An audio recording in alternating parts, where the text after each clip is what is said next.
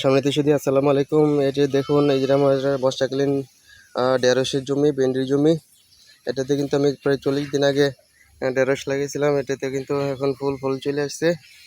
40 দিন বয়স হয়ে গেছে। এটা হচ্ছে আরাম মালিক সিডের দুরন্ত জাতের ভেন্ডি। এই যে দেখুন দর্শক, গাছ কিন্তু পাতলা পাতলা অনেক গাছ নষ্ট হয়ে গেছিলো। এখন দর্শক,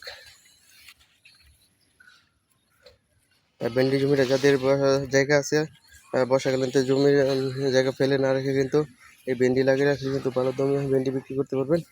বর্ষাকালে কিন্তু ভেন্ডির দাম একটু বেশি থাকে, 50-60 টাকা কেজি। আপনার চাইলে কিন্তু কোনো জমি ফেলে না রেখে ভেন্ডি চাষ করতে পারেন, অন্যান্য সবজি চাষ করতে পারেন।